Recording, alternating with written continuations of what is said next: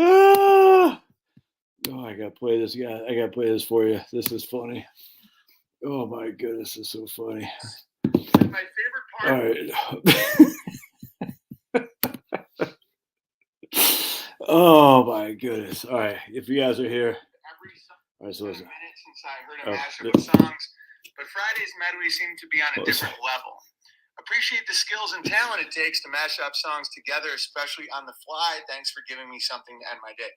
Yeah, but if I was in a band, I would be a bass player. I thought about it today.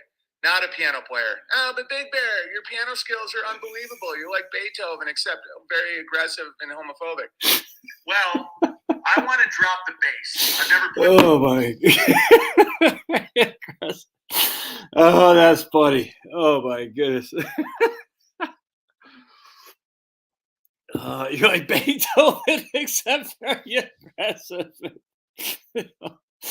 Oh my God, that's too funny. Oh.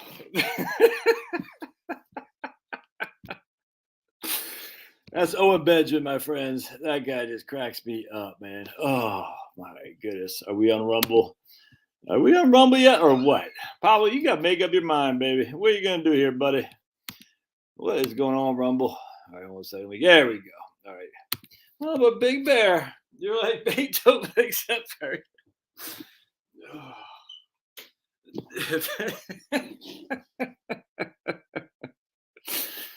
Oh man, that is funny.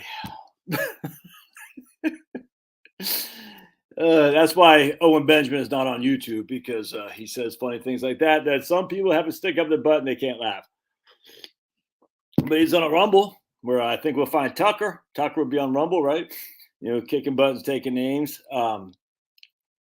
I think Tucker has become a truther, if you will, which is pretty cool, man.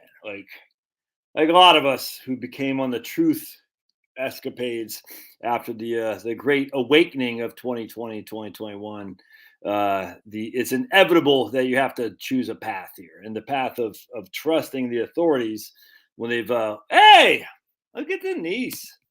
Hey, let's say prayers, guys, for freaking Denise. That's awesome.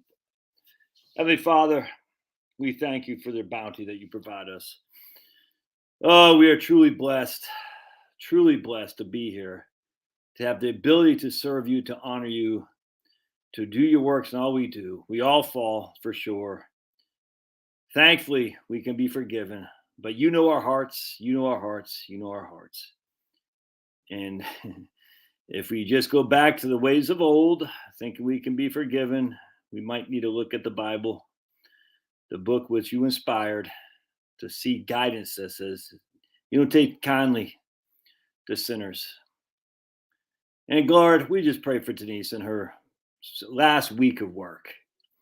And Lord, may she be an example for all others to follow, that with just some diligence, some knowledge of your expenses, some good old-fashioned know-how about just looking at your finances, anyone can retire. And when they do, they have more time to serve you. We just pray in Jesus' name, amen. That's awesome, Denise. That is Dirty Dancing. Oh, thanks, Kim. I'm more informative. I appreciate that. Got your email today, Tom. I can't remember what your email was, but I did get it. I was going to respond, and then live stream came up. Anyway, so I think Tucker will. What I say is, once you're given a path, you have to choose, and the path is blindingly obvious. You can choose a path of lies, which is what we've been told for the last 3 years, or you can choose a path of truth. And sometimes the truth is uncomfortable. And it sucks, because a lot of people stick to their truths, even though you're like, why? It's weird. You're like, you still believe this. And let me give you an example of this. It's hold on a second. Yeah, we get a lot of debates here on my channel about the silliness of the greens, and people just it's like they need to believe, man. Tucker and Don Lemon can start a show together. Yeah. Fox is, I don't watch Fox anymore. I haven't watched Fox in a long time. I don't care. I just don't care. I literally could care less. I was kind of disappointed with Laura Ingraham. I liked her, it's a long time ago, well before COVID. But she just, I don't know. I don't know why. I just got disappointed with her. Anyway, so let me show you what I'm talking about here. We're going to go to this. And I'm going to show you this. Solar optimism and coal alarmism from a century ago. All right, so nothing is new under the sun, my friends. It's all the same crap. It's all the same fears. And right here, supply of coal and oil, said Frank Schumann, would eventually be depleted. He said this 100 years ago. One thing I'm sure of, he wrote prophetically in a 1914 Scientific American article, is that the human race must finally utilize direct sun power or revert to barbarism. Energy history brings perspective and caution to the real-world prospects of dilute, intermittent energies becoming 21st century mainstays. The wisdom of history checks the notion that solar and wind are infant industries in need of temporary government subsidies. By the way, and the Inflation Reduction Act that Sniffy Joe signed is basically unlimited subsidies for green energy for as long forever. It's nuts. Essentially they're going to subsidize them until green energy replaces 50% or something like that of fossil fuel energy. Electricity, I should say, I forgot what it was. The CO2, I forgot what it was. Some stupid number that's never going to be sustained. It'll never be reached in a growing, thriving economy. The people who fall for this, I hate to say it, just are. I'm trying not to be hostile, but it's hard not to be hostile anymore when the evidence is so overwhelmingly mind-bogglingly in front of your big fat face. To not see this is just you're being belligerently ignorant or you're being stupid. One of those two things.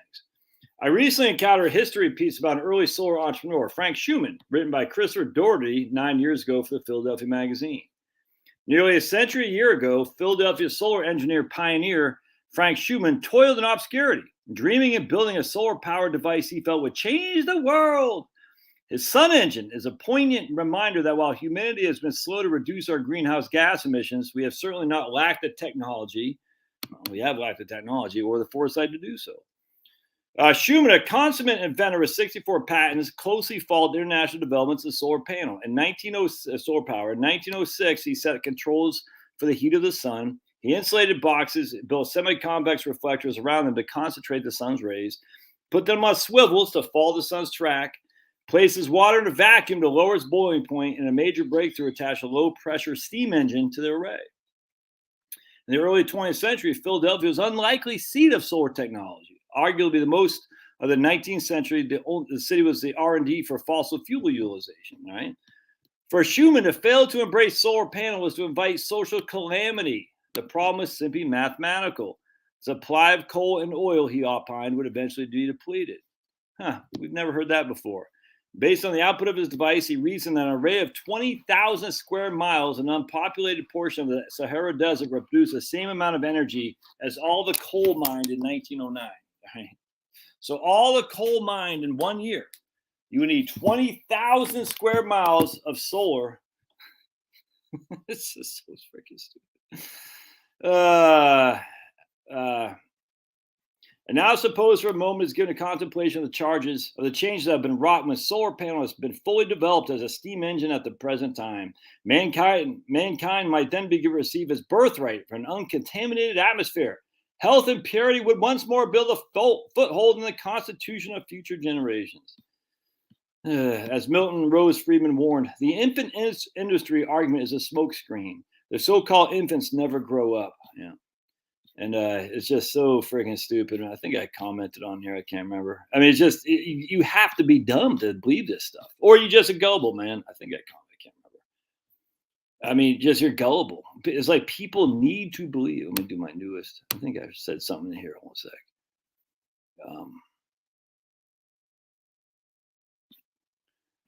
For additional pictures of Schumann inventions and some others, you may look at this document. All right.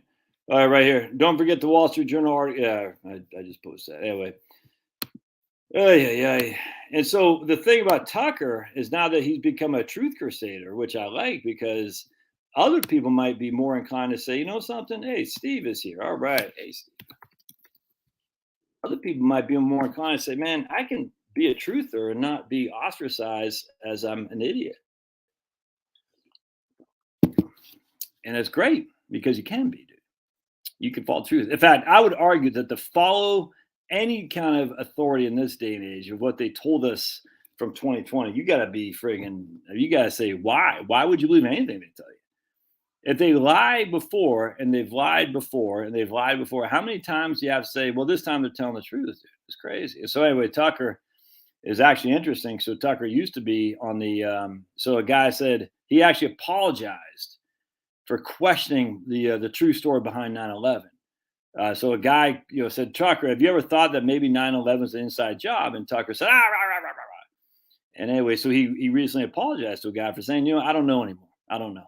All I know is when I speak the truth, I feel better about myself. And when I'm in knowledge for truth, I feel better about myself. And I feel more power from the creator. That's what I'm basically is paraphrasing what Tucker said. I feel more power from the creator because I'm engaging in truth and I'm seeking the truth as opposed to just engaging in lies and deceit. And I completely agree with that. Now, what's the what does that mean in terms of I don't know, but not to sit there and say, oh, they've already solved this. I had a guy today on my email channel, email me. He said the math works for solar, and I just it's freaking idiotic, dude, idiotic. The best insight I ever heard. The best insight I heard was that the climate nuts had to combine their cause with SG to continue. Yeah, who knows? It's all, but they didn't have to because they're all in it together, man. 100%, Tom. 100%. Tucker learned. Yeah, I don't deny that in the least. They said don't publish the January 6th findings that exonerate people, and Murdoch fired him for it without question. That's you can't. I agree. Boss tells you not to do something, you don't do it, or else you start your own thing. I mean, that's the nature of the beast, man. I mean, hell, I'm on YouTube. The boss tells me some things I can't say, so I don't say it. That's all there is to it. The boss dictates. Well, if to believe JD that he now has a bigger capacity to tell the truth, he can never do it on the mainstream. I'm not sure who JD is. Yeah. No, and what else they're doing? He also doesn't want you eating meat up there in New York too, Charlie. I don't know. I don't think it's a huge loss for our side. I don't think Fox is. I don't think Fox is on the winning side, Joe. See, I think Tucker was carrying Fox, and I don't think Fox is on the winning side. I think Fox is literally the different wing on the same bird, and that bird is globalism. I mean, look at Murdoch. He's a globalist, dude.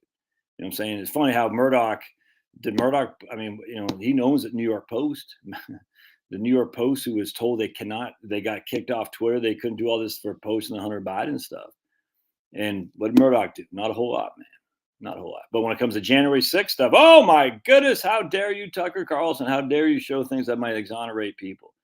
The interesting thing is our side, unfortunately, I still think, the prosecution. The conservatives generally, we generally fall for authority. That's the problem. If they're the prosecution, if they're the police, if they're anything like this, we'll say, yes, sir, you're in charge. I agree. And I think that's the nature of the beast, frankly. Kind of like the boss says, don't say anything about January 6th. And conservatives will kind of say, all right, well, you are the boss, because we have some semblance of order. As conservatives do like order. That's a fact. He also wrote emails disparaging Murdoch that came out in the legal battle. I don't know that to be true. I don't know. I mean, yeah, you can't mock the boss. I don't know that to be. I haven't heard that. I frankly don't care that much, to be honest with you. Murdoch fired. I mean, it's freaking right to work, dude. Murdoch can fire. Free. What's it called? At will. You're an employee at will. Murdoch can do whatever the hell he wants, man. Doesn't bother me. I actually think Tucker was carrying Murdoch more than Murdoch was carrying Tucker. And so if I haven't watched Fox for years either, Steve. I just don't care. I mean, it's literally just Sean Hannity. Give me a freaking break, dude.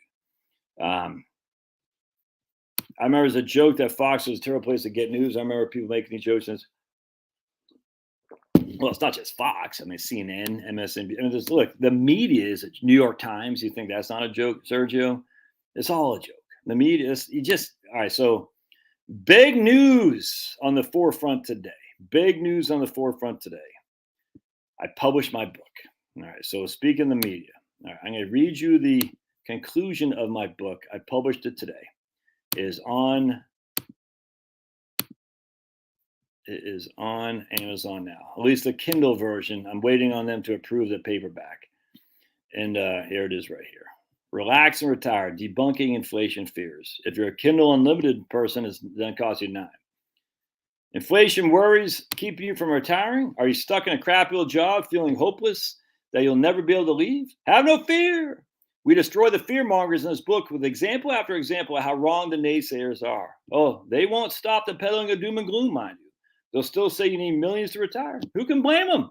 It's profitable being a prophet of doom. But folks, inflation and running out of money are not your biggest risks. Your biggest risk, which is oddly not talked about much, is running out of time well before you run out of money. Your time is limited and you don't get second chances. I just kind of created that off the fly here. So that's my book right there. I'm going to share with you the conclusion I came up with. And I got to thank Jill for really doing a freaking killer job of just a killer job of editing it, Jill. So you crush. When I get this done, Jill, I will send you a free copy for sure. All right, so here it is. It's 165 pages or something like that, my biggest book. So we're going to come down to the conclusion, and we're going to go to conclusion. And I want to thank you for reading my book, first of all. If I could leave you with one thing, it would be to not listen to the media, ever. The media regularly serves up negative, regurgitated propaganda. The articles have already been written. They just change the dates and republish them over and over. Go over to the Time Magazine cover vault and you'll see what I'm talking about. Look at this from September 1977. Sky high housing, building up, prices up. I bet you'd love to go back in time and buy a house in 1977, wouldn't you? But back then, at that moment, everyone was saying housing costs are through the roof. What are they saying now? The same doggone thing. It never changes.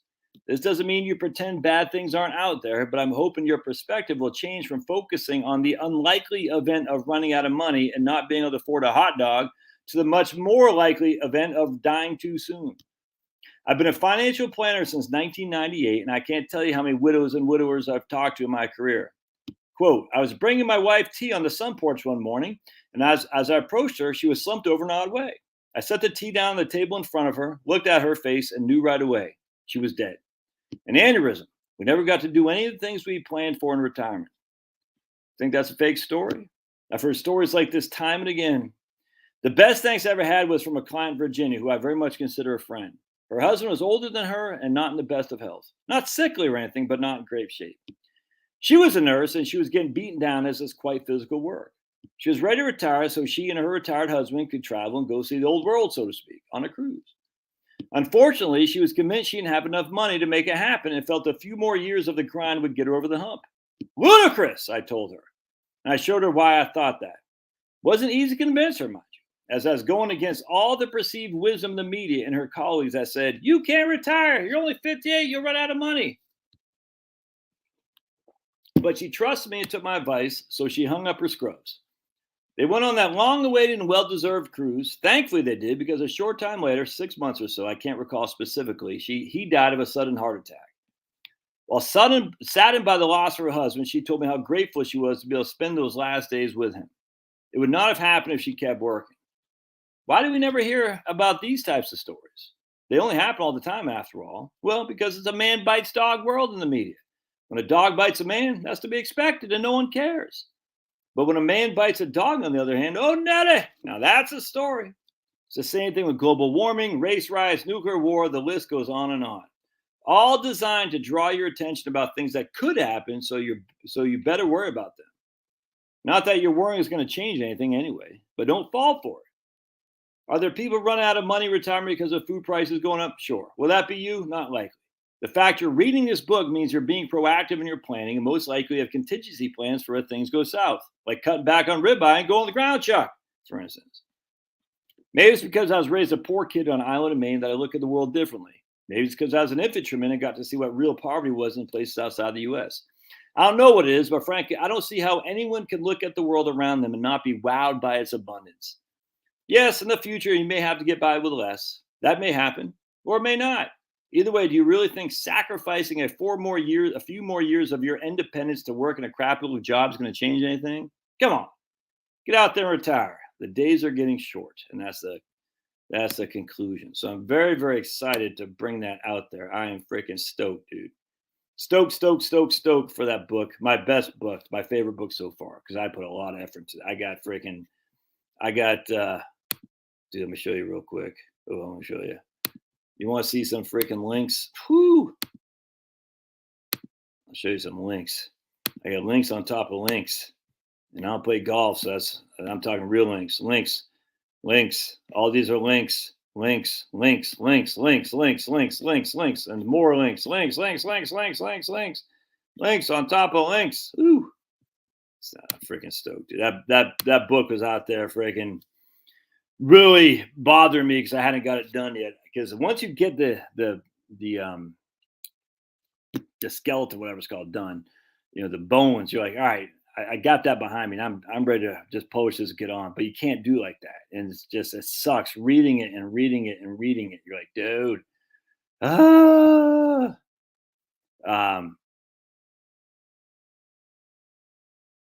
it's just so you get bored, and you're like, I can't take it anymore. So having like people like Jill and Marie on here, he crushed.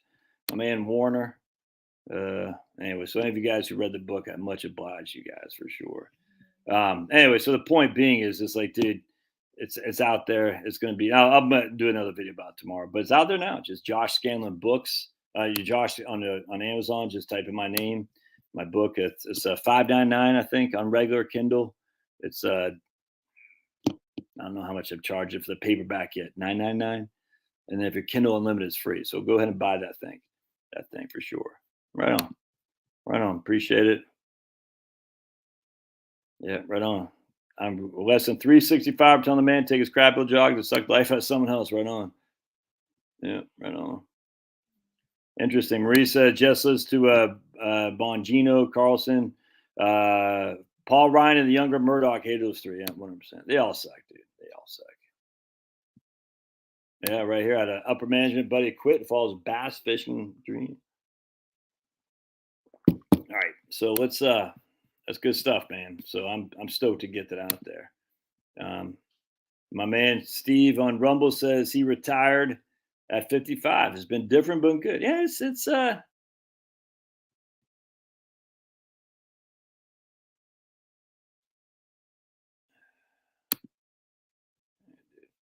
I mean, look, don't come on Rumble on my channel and start promoting other places there, guy.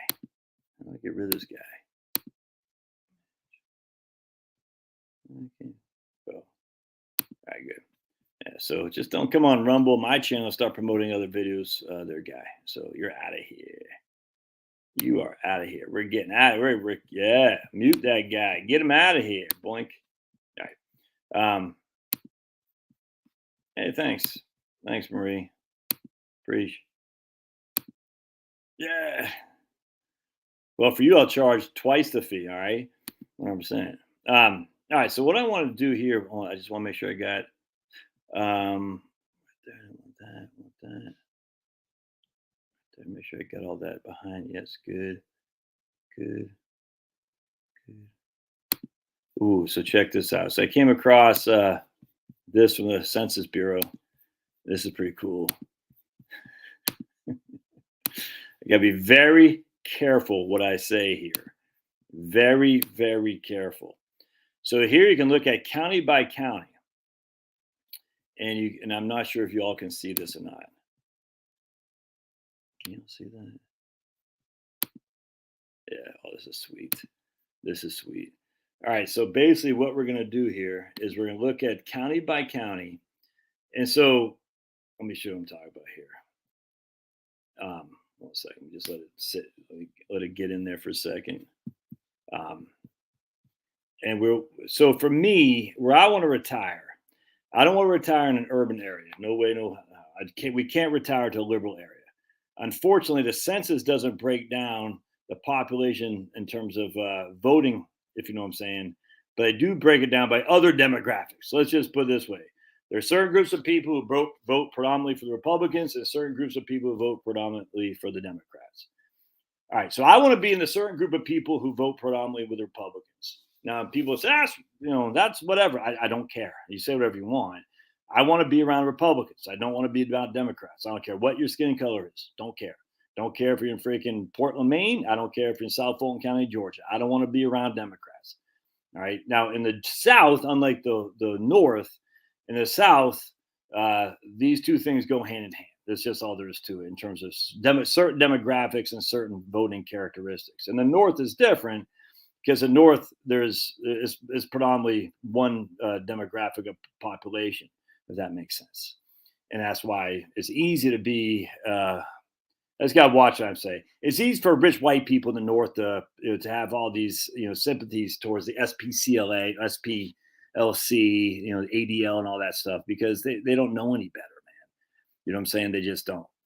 So in the South, on the other hand, if you're in a predominantly Democratic county, it's going to be a lot of crime. It's going to be high taxes, bad roads, and if you have to do anything and especially if you're a certain political persuasion, you're not going to have any defense. Just look what happened to freaking Kim Gardner out there against those two people in St. Louis. You know what I'm saying? I forgot the guy. The guy with the guy who had his AR-15 or whatever.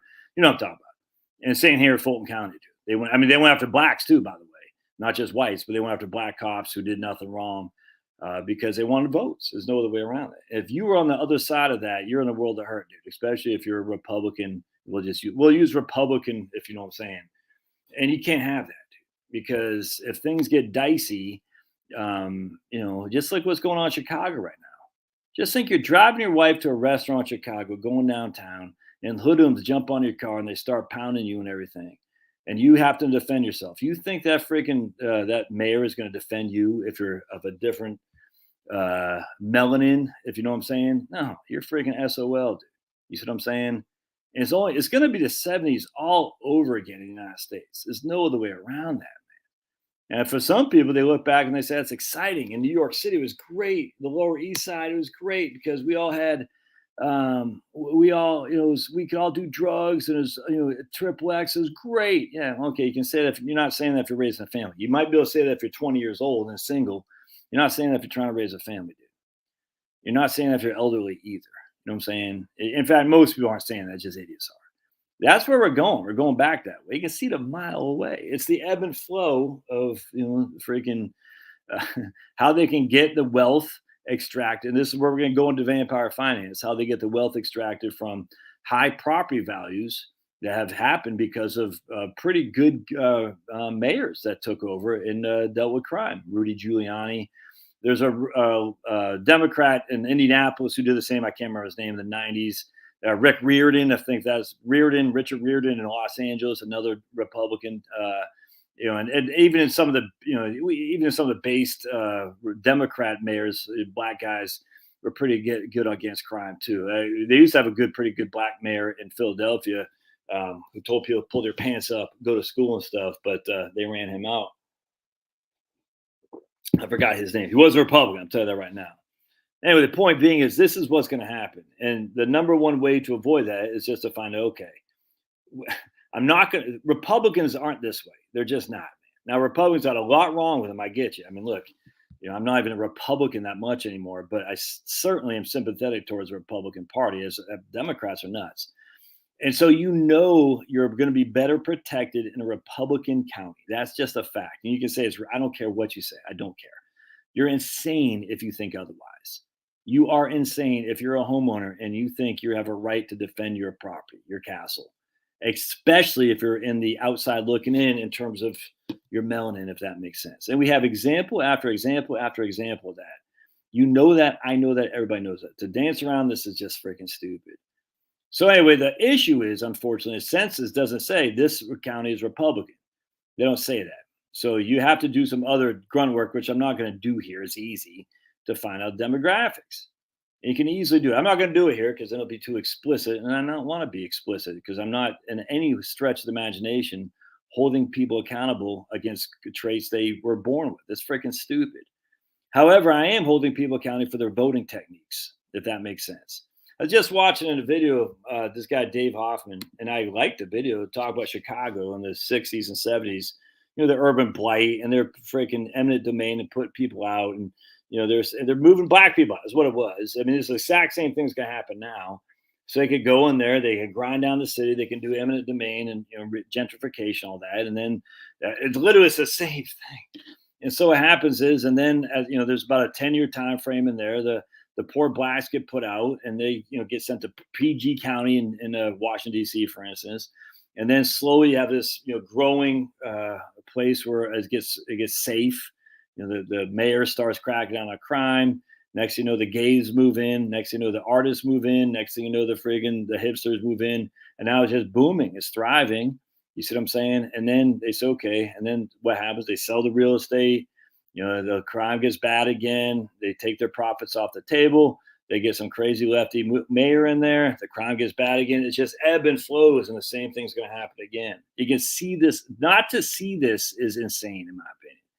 Not to be able to see the inevitability of what the hell is happening.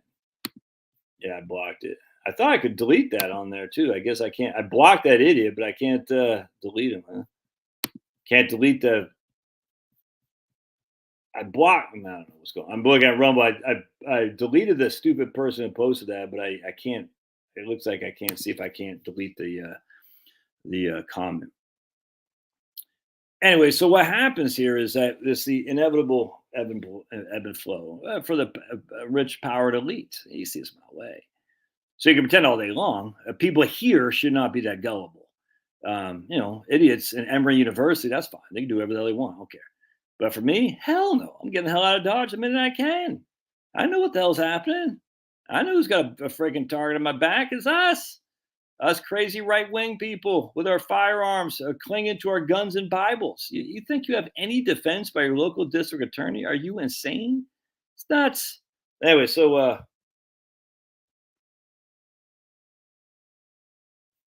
check this out on the census population. So we're not going to do it what you can do. I just want you to say you can do it for demographics, which is pretty cool. In the South, demographics mean something. In the North, not so much. You don't want to be up in Josh Wellner's up in Maine saying, I'm going to do a demographics based on something, because you're going to end up in Cumberland County, which is still left. And you're not, just because they're predominantly, just because all white people in Maine doesn't mean all white people are going to defend you when you, in fact, it's probably worse, because they're so desperate. White liberals are so desperate to prove they're not racist. They'll freaking, they'll crucify anyone they can. Anyway, so what we want to do in this case, we're going to say home ownership rate. Why is it not working, man? It's just taking some time. Home ownership rate. We want high home ownership rates. We don't want lots of renters. We want high ownership rates, and we want slower population. And it's just not working very well here. So you can see, all right, here we go. We want high ownership rates, low. So we want big circles. And then we want low population, for the county, if that makes sense. So here we'll just pick on, let's see, we'll pick this county right there. And that's not going to, I've had it says, so you can see, there we go. This is exactly what we want. Look at that. So here's Fulton County. That's in blue. That's very heavily, see, that's where I live, Fulton County. I'm right there. That's very, very heavily, very low home ownership right there, right? And very blue means it's very populated. We don't want that. Here's Gwinnett County, low home ownership. Don't want that. Heavily populated, low home ownership. Here's Cobb County. I think it's DeKalb County. Is that one of these two? This is Cobb County. Cobb County, median home ownership, heavy population. No, we want the exact opposite. Here's Birmingham, low ownership, heavy population. Now, before you get too cutesy and say, I'm going to move over here to Tuscaloosa County. Well, let's do this one instead. I'm not even sure what county this is. What county is this? High home ownership, Shelby County, high home ownership, but they're starting to get populated to some degree. It looks like right about there, 262,000. So what's going to happen? More and more people are going to spill over from Birmingham. I think it's Jefferson County, if memory serves. Is that right? That went bankrupt. Yeah, Jefferson. So more and more people are going to be spilling over here. And we don't want that. We don't want to be right next door here. We don't want to be in Tuscaloosa. Now, Tuscaloosa might have low home ownership because of the university. I don't know. We don't want that, though. So we don't want to be right here in Forsyth County. This is Cherokee County, I think.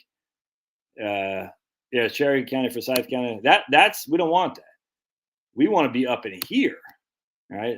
Was that Hall County? No, Hall County's over here, I think. This is Union County, Gilmer County, something like that. Fannin County, right? Look at that. High ownership, home ownership, low population. That's what we want. All right, we come over here, South Carolina. Now here's Greenville. Greenville's booming, dude. I like Greenville's freaking. I love Greenville, but it's booming, and you got moderate popular home ownership. That's not good. Wasn't that long ago? Greenville used to be a freaking criminal infested area. What's this place right here? That might be North Carolina. Transylvania County, North Carolina. Perfect. Low population, high home ownership. All right, that's what we want. So here's Chattanooga. Here's Georgia. Chattanooga's got low home ownership and median population. Don't want that. We want. I think this is what county is that in Georgia? Ringgold County, Chattoosa County. Look at that. They're right here. Look at this right here. Whitfield County. Whatever the county this is right here. Floyd County. Is that Floyd County? Walker County. Perfect, dude. Look at that. Within spit distance of Chattanooga, but still, and a lot of people probably aren't going to go from Chattanooga into Georgia because there's no state income tax here. Because those people think in Tennessee, I'm not moving to a state income tax place. That's great. We don't want you here. We don't want you here. You know why? Because in Georgia, once you hit 65, your first $65,000 ain't taxed anyway, baby. It's not taxed. And at 62, it's like the first $25,000 isn't taxed. And of course, if you follow my videos, if you live on Social Security, guess what? Most of your money won't be taxed anyway. Anyway, so this is perfect. Walker County, Georgia. Look at that. Got Chattanooga spitting distance, low population, high home ownership rates, very low property tax relative to Tennessee. Tennessee got low property tax. Very low sales tax relative to Tennessee. Potentially no income tax. That's what you want, dude. Look at that. Look at this right here. I don't know what county that is. Graham County, North Carolina. Look at that. Friggin' perfect. We go up a little bit. We're going to get Asheville. Yep, that's Knoxville. Wait, what is that? Is that Asheville? What is this right here? I'm not sure. Yeah. Oh, it's Knoxville. Where's Asheville? Right there. Yeah, I think it's that. Buncombe, whatever that is. Now, we don't want that. Low home ownership. Get high. Look at Charlotte. No, thank you. Don't want that, dude. Don't want that.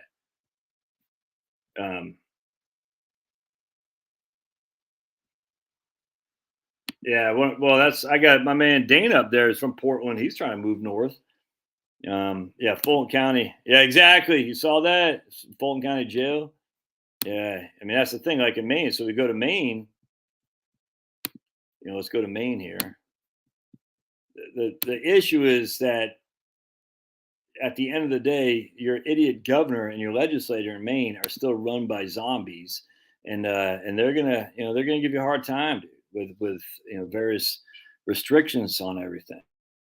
You know what I'm saying? And that's the problem. At least here in the South, we don't have a bunch of white libs. Nothing worse than white libs, dude. There's nothing worse. Who are just desperate to prove how anti-racist. Some of my best friends are black. I just got to prove I'm not racist. So I'm going to go hard in prosecuting Josh because he has a firearm. And you're like, yeah, but I'm not a criminal. It doesn't matter. You could be. Oh my goodness. I'm so scared of this inanimate object. All right. So let's go up to Maine here. All right. So what we don't want is we don't want libs. We got to stay away from them because they don't like you. And because they don't like you, they're just as content to see you in jail, which means if you go on the wrong side of the liberal tracks for whatever reason they choose, they're going to come after you. I'm telling you, man, this isn't, you can say it's paranoid. I don't care. Just look around you. Look around. All right. So here's Maine. All right. So let's go back here. It's taking some time. Time is on my side. As you can see, this is really not a channel for liberals. I mean, people be liberal can be here. I'm not going to kick you off, but I'm over liberals, dude. I'm over the Nazis, and the Nazis are on the left. That's all there is to it. And I'm sick of it. So, if you want to be liberal, that's fine. All right. So we don't want to be here. Here's Portland. All right, it's Cumberland County. Don't want that. Here's York County, if memory serves. Don't want that. Look, what the hell's happening here? Dude? That's Androscoggin County. Don't want that. All right, so Washington County. That's what I'm talking about. Look at that. Washington County. High on home ownership and low population. That's what I'm talking about. This is, I forgot what county this is. Hancock County. Now, this can be pretty liberal. So, again, you can't just look at it from demographics because in Maine, the demographics are all white. And yet, I think all these counties along the coast are very left wing because they have a lot of rich money from idiots in Boston and whatnot. Anyway, so Census Bureau kicks ass. I love it. I love the Census Bureau, but they're the government. Yeah, I don't know how I can live in Florida, dude. I look, people, I talk to people all the time for the villages. They flipping love the villages, man. Love it. Love it, love it, love it. I talked to a great couple from Alabama who moved to the villages, and I love Alabama. I love Alabama. And they freaking love the villages. It's like, dude, you don't understand. It's like this bubble. It's great. I said, no, I get it, man. I said, but just too hot, man. But then they said, look, you got the beach, Tampa is 45 that way. Orlando's a $1.15 that way. Or not Orlando, Cocoa Beach, whatever. So I get my concern on that is there's only one way to go when SHTF, and that one way is to the north. And you got 8, 9. By the way, did you hear that Tennessee has surpassed Massachusetts now as the 15th largest state in the union? So what's happening is the demographics in the north, the demographics in the left-leaning states are just dropping off a cliff. So Massachusetts now is number 16, which I thought was pretty cool. It's only going to get worse. The South is where it's at, dude. Look, I love Maine. Freaking native of Maine. It's like it's in my blood. The smell every time I go there, it just makes me happy. There's no other way around it. But I can't live up there. It's run by libs. And it's too cold. I mean, it's just the cold would kill me. But the liberals want to do you in. All right, so let's talk a little bit more about yeah,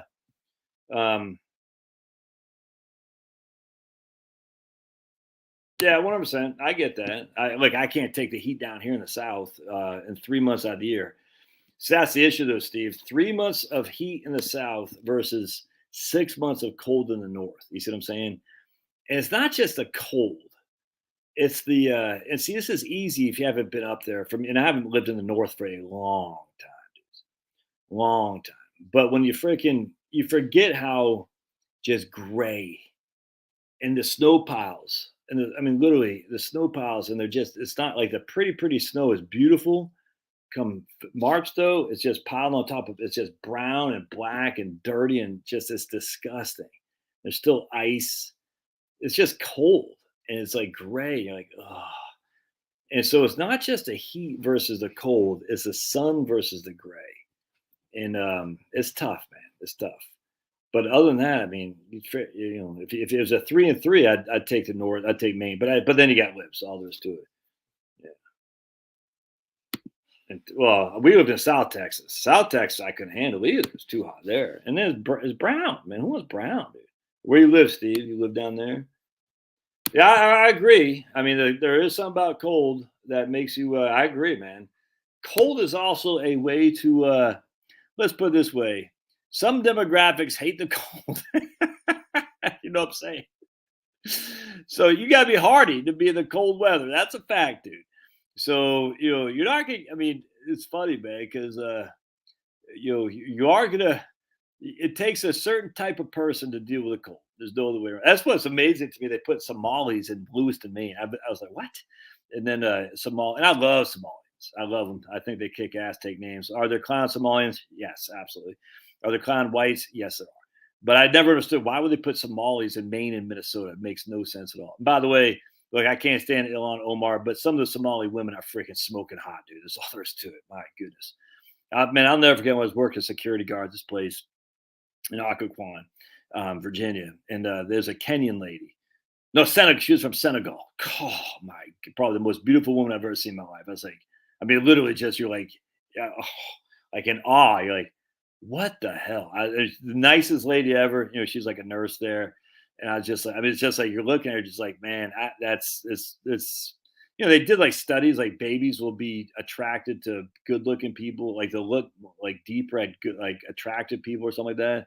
And like I was like 21, 22. I just got in the army. I don't even think I was going to college yet. I was working a late night security guard. And I was never forget, it's like you're looking at this lady, it's like, dude, it's like, I mean, it's not even like a lusting look, it's just beauty. I'll never forget. She's from Senegal. I don't even know where Senegal is, but I just remember it's like, damn.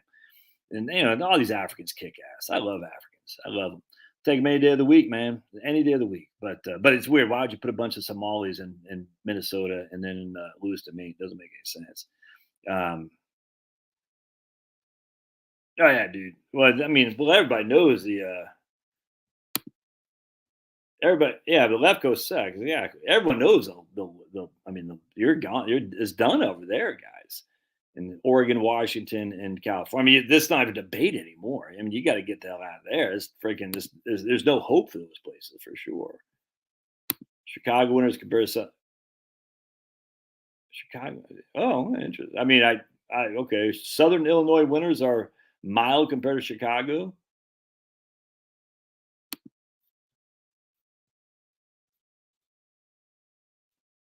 Yeah, definitely needs some global warming. 3 months. Yeah, well, that's you in Pennsylvania, though, Marie. Yeah, dude, Steve. God, Steve. Steve's give us a breaking news. Breaking news. See what's going on Rumble. Colorado is cold and snowy, but we don't have any great. Yeah, exactly, Steve. That's my man Steve on Rumble. Colorado is snowing, cold and snowy, but we don't have any.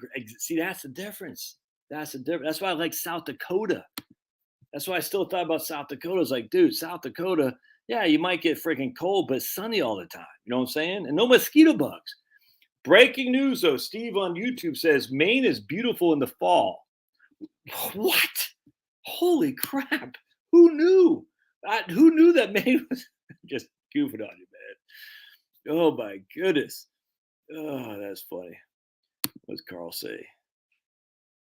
Any Western women wonder why men are going overseas to marry hell Swedish women? Is the Swedish government implemented a study on why? Whoa. Swedish men are not marrying Swedish women? Aren't Swedish women like freaking smoking hot? What? Nah, dude.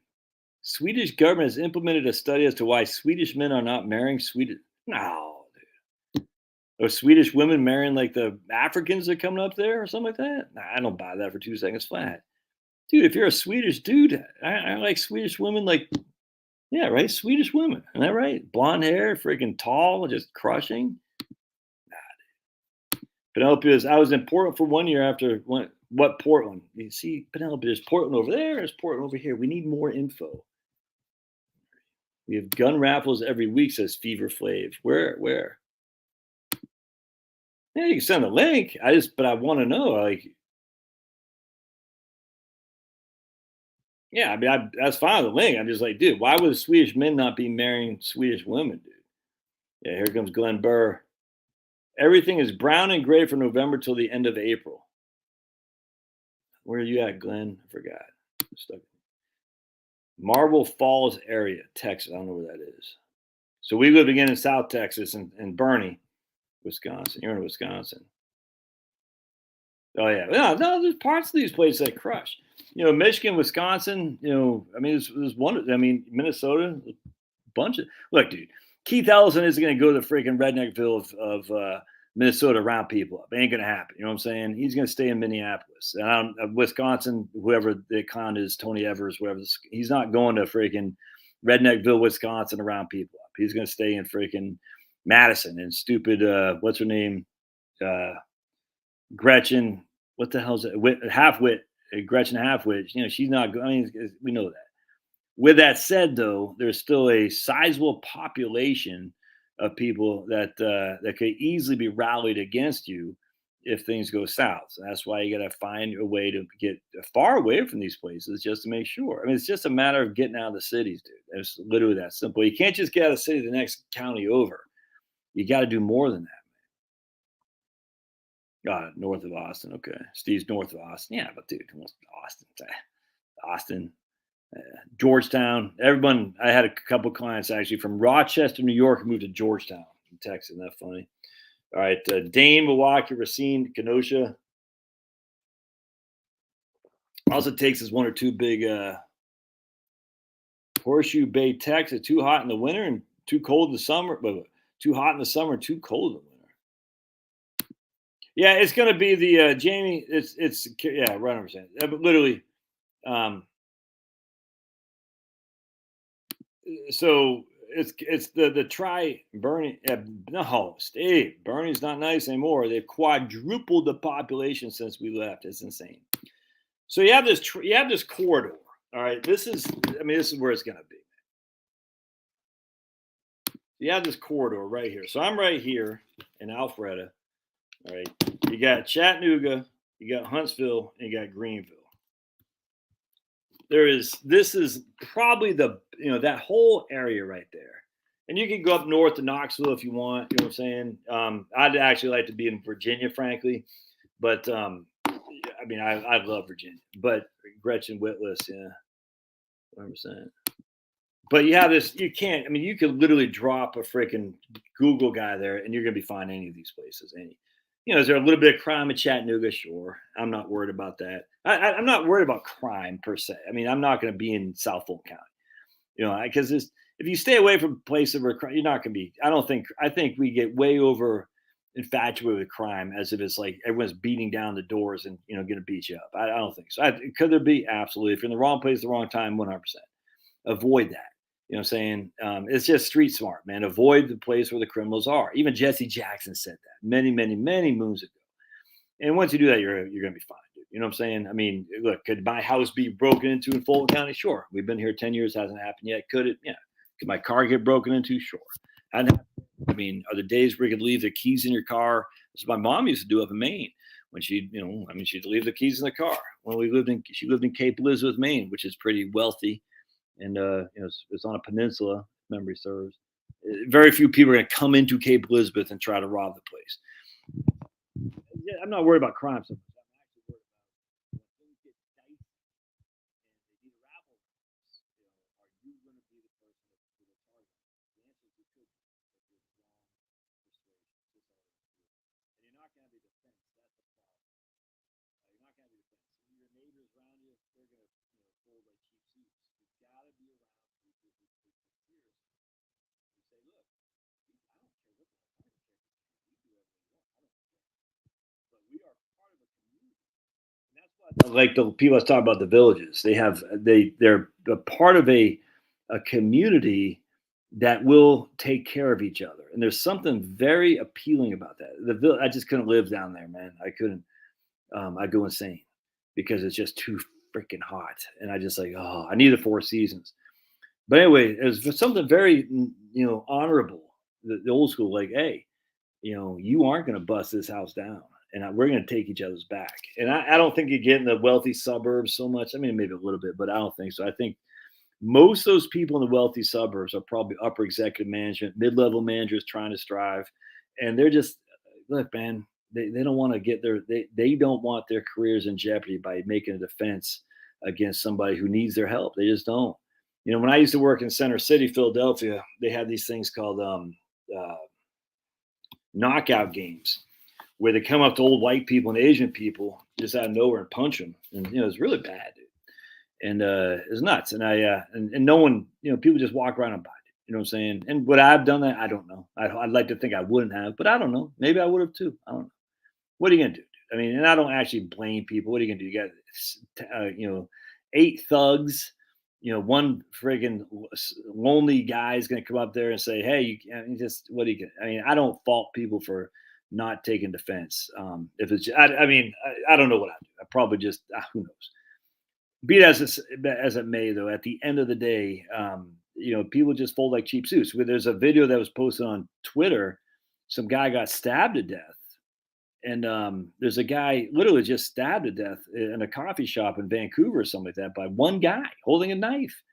And no one jumped him. I couldn't believe it. And they're just watching this one guy sitting. The guy's like literally bleeding out. His wife and his daughter's right there. They're screaming. And there's one guy's just sitting there, drinking his coffee. And there's in Toronto or Vancouver or something like that. And you're like, and then the guy with a knife is just like standing there, and he slowly backs back in the Starbucks, and no one jumps him. I couldn't believe it. I says one thing was just you against six hoodlums, but if it's just one guy with a knife and he's not even looking at you, you're not gonna freaking swing a chair. You know what I'm saying? It's crazy. And the reason is because I hate to say it, but wealthy people. This is what God talks about. Jesus. The it's easier for a camel to get through a head of a needle than a rich man to get in heaven because they don't want to They don't want to lose that. I get it. I get it. I'm there. I'm there. I'm not just saying you point. I'm not like Randy on South Park.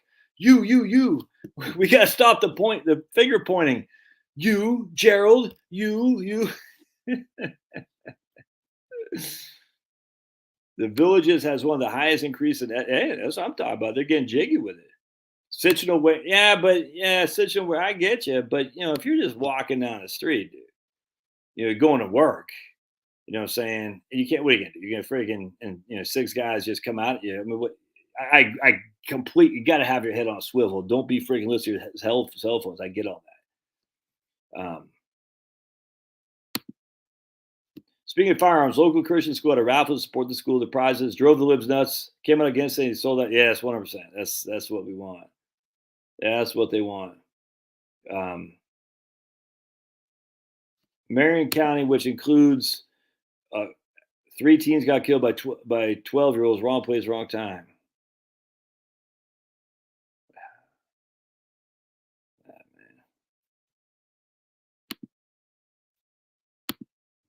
Yeah, but Carl, you're making it look. So Carl's saying right here. So Carl's making the silly equation that the Villages has one of the highest increases of STDs in the nation, and then he says so much for a loyalty or marriage oath. You have no clue what's going on. You don't know.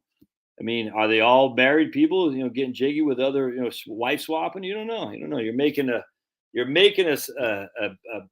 putting two and two together. It might not be there. You don't know. They might be widows. They might be widowers. They might be single. They might just be getting jiggy with it because they've been married for 45 years and they're trying to say, "Hey, I need some new loving." If that makes sense. I don't know. You don't know. My man Kenneth been here for 3 years. My life. Yeah, look, dude, this guy. You're talking about the Villages, Kenneth.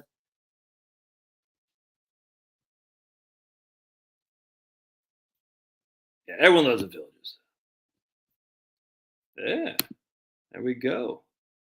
Anyway, so I haven't figured out the best place to retire, Marie, and I think about this a lot. I just know that if you dropped a Google guy into those three, that triangle right here of Huntsville, Chattanooga, over to Greenville, it's gonna be tough to go wrong. And then if you want to go a little bit further in, to basically the just follow the Appalachian Mountains up there through Southwest Virginia, can't go wrong.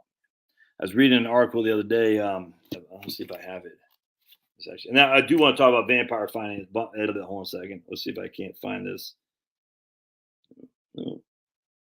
We went to the moon. Is Tom on here? Tom, you on here? Tom Albrecht. I love that guy, but my goodness, Tom.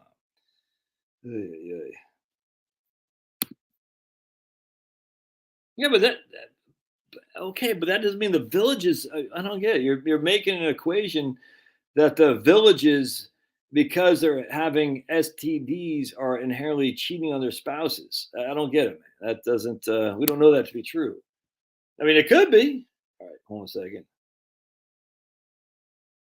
All right. Oh, that's not what I want. All right.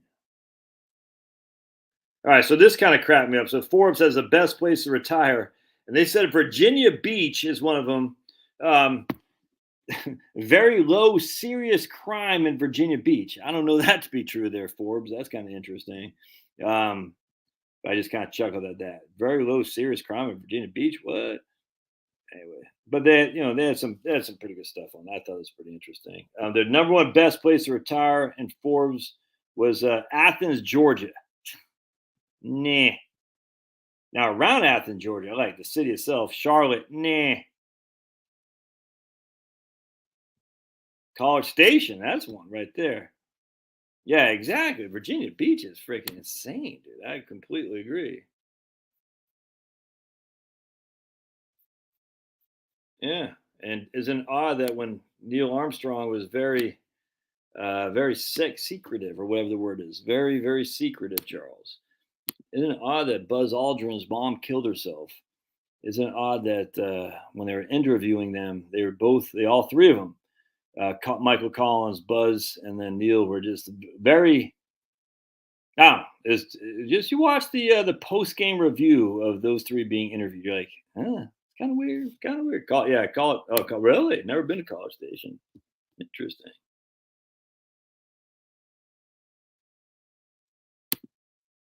Property tax, yeah, no, what I'm saying. Yeah, Virginia Beach is freaking nuts. All right, so let me show you this thing on. So anyway, when we're going back, you pick someplace in the you just look at the count. I need 4 seasons. That's all there's to it. I don't mind a little bit of winter. I just need 4 seasons. I have to have 4 seasons, or else I would go insane. It needs to be heavily Republican.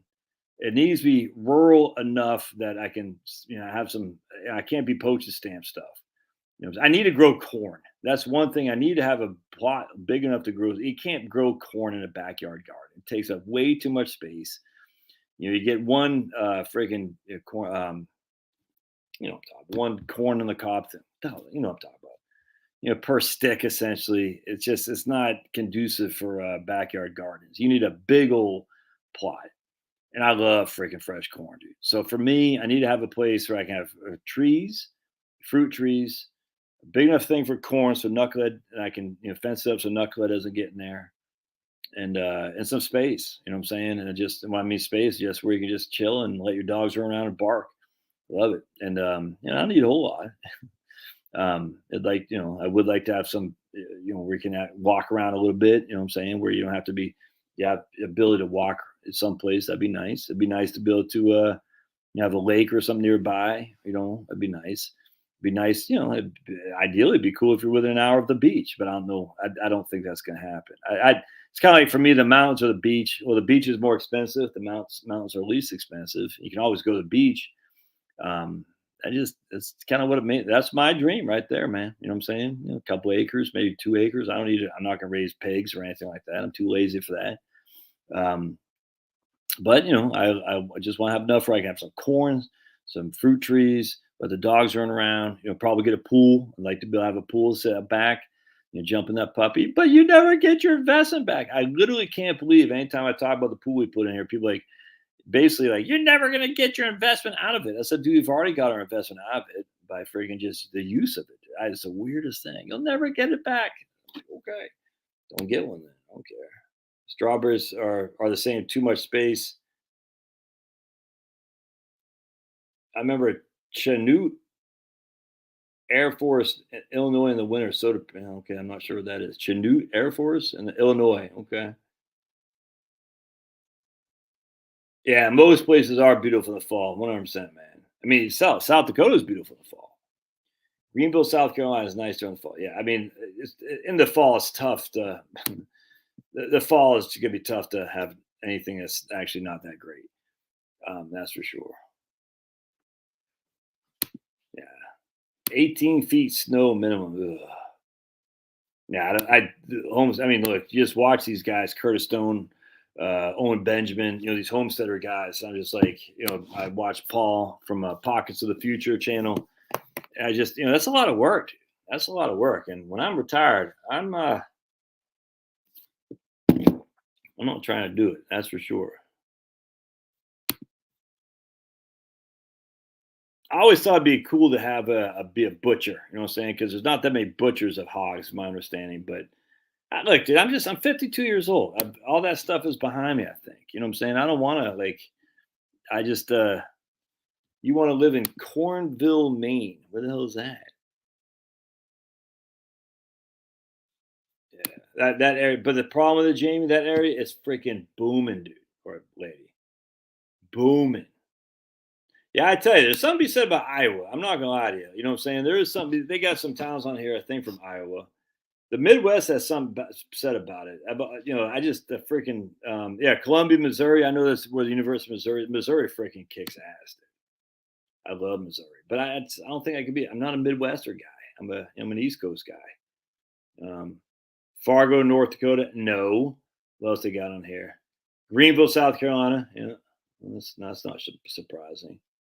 Iowa City, Iowa. Jacksonville. Jacksonville's nice. I just, again, that whole that 95. If you're near 95, that's probably a third of the population probably lives near 95. Knoxville, it's gonna be tough to beat Knoxville. That's a fact. And I'm talking not the cities, but I mean that whole area. Lawrence, Kansas, never been there. I just remember that from wasn't that the day after movie? They scared the living crap out of everybody, freaking scumbags. Personal property tax in Missouri. On what? Lexington, Kentucky. Yeah, absolutely, dude. I think about that. Frankfort, Kentucky. Lincoln, Nebraska. Madison, Wisconsin. And Niet. Us Putin stooges say Niet. Pittsburgh, Niet. Roanoke, Virginia. That's top on my list right there. I'm telling you, dude.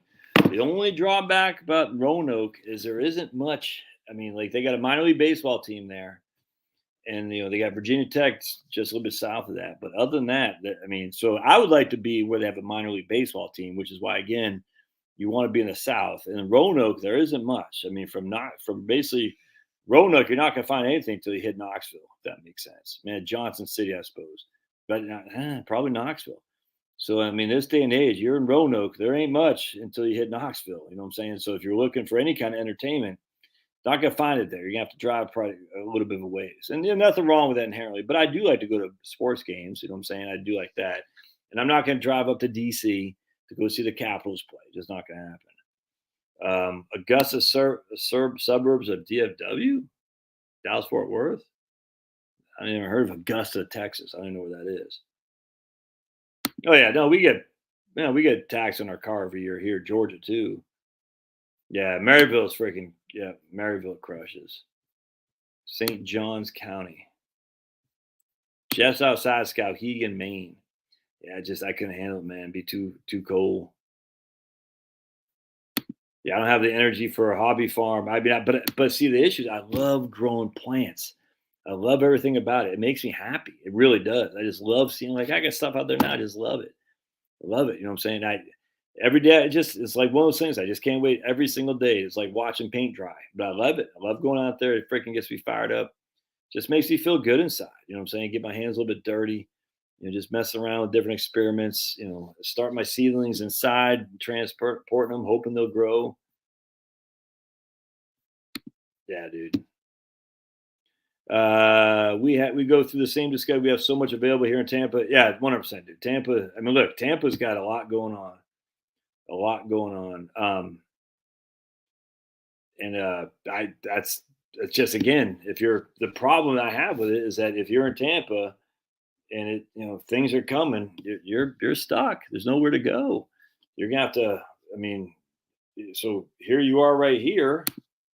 And here's water right here, and there's this massive of millions of people that are already ahead of you. Lived on Virginia Beach. I don't know if they still have it, but you pay personal. Yeah. They're right. Look at my man Charles. Trim your fruit trees in late winter, early spring. Yep. Johnny Blades. Send me. I paid. Okay. Yeah, right on. Look at that. Look at my man John. We just harvested some fresh asparagus here in Michigan. Right on, dude. Yeah, you get your own. Now let's go. I'm going for the freaking Maple Leafs, dude. I'd love to see the Maple Leafs and the Bees face off again. Let's go, baby. Yeah, no, I get it, Carl. Some people are leaving. I was talking to a guy the other day. It's like, man, maybe I'll move to Russia. I said, I think about it myself, 100%. I get it. 100%. There's a lot to be said. We got to be careful what we say here, but when the problem that I have for expats in the United States is that when things go south, you're the last. No one likes Americans, dude. The only reason they like us is because we got money. You know what I'm saying? And once that money stops, you're a low man on the totem pole. I mean, I don't know, man. That's not something that Squim, my man Dan and PNWs and Squim. Yeah, Squim, I can handle that. Squim is the only place in Washington that gets sun. Every other place in Washington, the western part doesn't get any sun. But I mean, I tell you though, it's just I'm not. I'm look. I got a freaking American flag tattoo. It's like pink now. I don't know if y'all can see that. This could be tough. All right, yeah, you can't really see that, but it's in there someplace. There it is. See right there. It's like you can't even see. I mean, it's so freaking old now. It's so I had that when I was in the army. This guy, this eagle right here, and then one drunken night with the fellas. I think we want to see some show. Who do we see? Sheer Terror or Sick of It All or something like that, and some guy named Chris Smith. Who did we see that night? I can't remember. We came back. This after I got out of the army. I said, put American flag on behind that eagle, and he did. It's the equivalent of not a jailhouse tattoo. I've never been in prison, but it was just some guy with his freaking and he did something on my back too. No, that's another guy did that. But anyway, it's I mean, so if I'm in Portugal and SHTF, they're gonna look at me and they're say, "Get him." I joined a biker gang. It's going on 33 years or something like that. So I've got that. Look at this thing. It's like so. It's like green now. It's how black it or how that used to be. Right there. That used to be blue and red, and now it's friggin' whatever that is, pink and whatever that is. Oh my goodness! I got a Viking on my back, and then I got some on my ankle, which is pretty stupid. I'm 52. I almost got thank the good Lord. I almost got a bulldog tattoo right here. My brother has a big Marine Corps tat on his left arm. It's pretty stupid, but when I said I literally was going to get this other one right here, and then old ball and chain said no more. I said she said no more. I said She goes no more. Yeah, well, yeah. Dude. I mean, think it'll look like when I'm 75. Look what it looks like now. I mean, my wife has been with me since 1994. So if she's she's still with me, look, it's gone from ugly to basically not even. I mean, just no one cares. You know what I'm saying? So she'd be like, yeah, whatever. As long as she's not gonna sit there. Whoever said that, Liberty, and say, oh my goodness, that tattoo is so ugly. 30 years, 20 years from now, she's like, yeah. Whatever. I got used to it. I'm not spending money on that crap, Jeff. Nope. Not spending any more money on that. Then they are tempting, Charles. I'll tell you this. The drawback about tattoos is, first, all these people say, I'm doing it to, the reason you got tattoos is so people look at you. That's why you get them.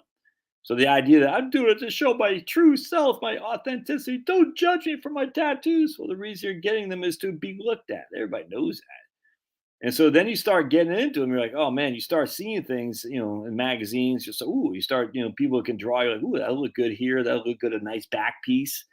I mean, I wasn't all that close to getting. This is back in the early '90s, late '80s, '90s, yeah. And I never was that close to getting sleeves, but back then no one had sleeve tattoos, but I had a friend who was getting them, and I thought it looked pretty cool. And I'll go out to you. I was like, yeah, I could handle that. You know what I'm saying? And then I'm glad I didn't. But be it as it may, they are addictive because you start seeing things like, oh man, I could get this right there. That guy. I'm just using for example. Would never get this guy, but that'd be a good back piece of my thigh. You start thinking like that. And next thing you know, you're covered up, and there's no rhyme or reason for it. The problem is all these freaking. I'm so poor. And I'm looking at their vaping and their tattoos and their cell phones and said, "You ain't poor, sister. You ain't poor." So I didn't want to hear it because tattoos aren't cheap. I mean, hell, this one right here. This one right here costs $150, and that was in 1991. That was in 1991, $150. I probably paid freaking $50 for that American flag. Probably paid $30 for the one on my back. It's just it is what it is. Stupid. I'm certainly not getting redone. No way. Makeup is cheaper. Yeah. Josh, man, I have to joke. Prison test the worst. I don't get it. My son is in a world of hurt coming down. What do you mean, Carl? I don't get it. Probably the Bible says a lot of stuff that probably say a lot of stuff that I've violated 100%. All right. So I want to share with you guys this one thing real quick on vampire money. All right, I thought this was pretty interesting. Hold on just a second.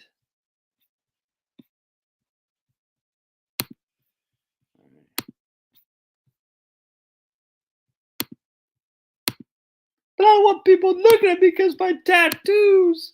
That's why you got them. So this is my man Vox Day over at voxday.net. Big fan of this guy. He lives in Switzerland. And we're going to read this right here. Mike Lindell, thou art revenged. I thought it was pretty interesting. Yeah, 100% cracking.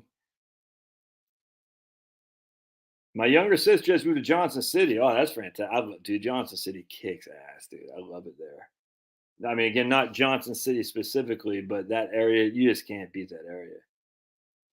Cracking eggs on Rumble says, I have no patience to sit there and pay to receive pain. Yeah, it's yeah. And then I got all that asparagus talk, maybe go outside and get some. And asparagus is perennial if memory serves. Yeah, goats and I just the problem with the problem with animals is you have to get out there every day. You got to get out there, dude. You know what I'm saying? You got to get. I mean, that. So I'm listening to Owen Benjamin. He's like, dude, and he lives in North Idaho. He's got to friggin' water the cows and milk them every day. 100 degrees below zero. You got to get out there. Like, oh. You know what I like to do? Drink a cup of coffee and read a book. All right. So let's read this. Mike Lindell, thou art avenged. I thought this was interesting. Bed Bath & Beyond has somehow managed to go bankrupt, despite the fact that there are more U.S. residents than ever who still presumably need bedrooms and bathrooms. All right, so we're going to scroll down here, and we're going to read the once dominant home goods retailer Bed Bath & Beyond has filed for bankruptcy. The company, which also owns some of a struggle to regain its financial footing after a series of turnaround attempts. Millions of customers have trusted us with the most important milestones of their lives, said some clown. The company's president and CEO don't care. Since first warning of bankruptcy in January, the company's exhausted numerous last-ditch efforts to shore financing. It previously cited lower customer traffic and reduced levels of inventory availability. Reduced levels of inventory availability. What? Okay. Once a dominant category, Bed Bath & Beyond was once a dominant category killer that absorbed or outlived many early rivals. As of 2018, at over 1,500 stores. So check this out. Bed Bath & Beyond was once a dominant category killer that absorbed or outlived many of its rivals. And here's my man Vox. Economic centralization is a community killer. We see the pattern again and again and again. A financialized corporation devours all the local suppliers, takes over the entire industry, then somehow manages to go bankrupt, despite the fact it no longer has any serious competitors. How is this possible? The answer is straightforward. Vampire finance. Mitt Romney, you friggin' scumbag. As recently as 2022, Bed Bath & Beyond's revenue was higher than it was in 2009. But by then, it was already seen as being in trouble and is on its way out. The problem, of course, is financialization and the systematic draining of profit from the financialized corporations' operations. A healthy company pours its resources back into the business and grows as a result, leaving everyone better off. A dying company is one that has its resources methodically drained from it by the financial vampires, thereby leaving everyone worse off except the people who killed it. Hear that? A healthy company pours its resources back into the business. A dying company by financial vampires who are all in Wall Street. They methodically drain. Actually, but I find that to be 100% true. So the question is, how many how many Coeur d'Alene, how many freaking companies are led by financial vampires? I tell you, man, it's that's I think about this a lot. The stakeholder capitalism, the whole thing. Like, how many of these companies are led by VCs who have no incentive to grow the company, just enough to make it look good on paper? They can sell it by taking it public to some sucker. You know what I'm saying? This isn't, so if you just read, I'm going back to this book right here, The Price of Time. I don't know if I'll be able to find it, but it's just reading. Check this out. Um,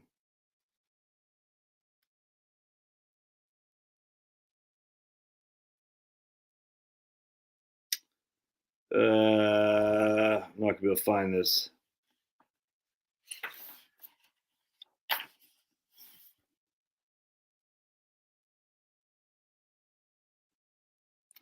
Anyways, one of his contentions is negative interest and low interest rates and whatnot that allows for just incredible speculation, which the Cantillon effect, which my man Simon over at I haven't listened to him for a while actually.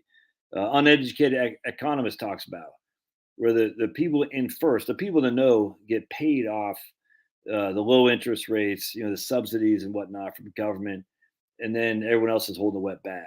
And so they take off, like they got their like robbers with a bag of money. They take off, they essentially rape the economy.